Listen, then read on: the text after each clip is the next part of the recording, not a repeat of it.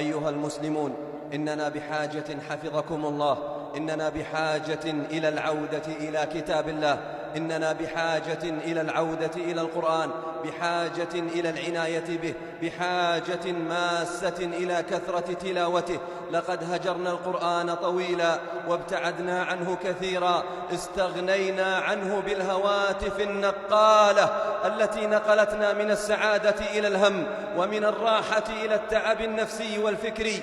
نقلتنا عن القرآن ورياض الإيمان، نقلتنا إلى التوافه والسخافات وملاحقة الفارغين والفارغات.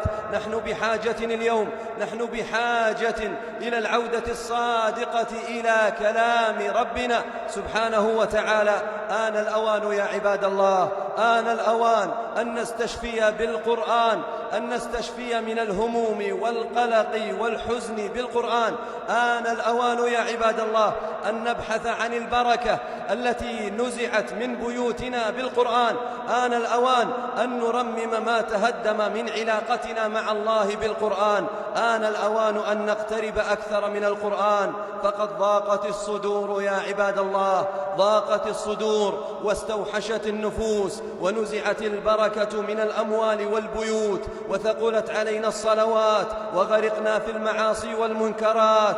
وكل هذا بسبب بعدنا عن الحياة، عن الروح، عن الشفاء، عن البركة، عن القرآن العظيم. كل هذا بسبب بعدنا عن القرآن. يا أمة القرآن، إن كتابكم لهو الشفاء وصحة الأبدان، وهو الدواء لكل جرح غائر، وهو المحارب نزغة الشيطان، وهو البلاغة والفصاحة كلها، وهو الحضارة في علو مكان. اقرأ كتاب الله وافهم حكمه، تدرك عطاء الله في إحسان.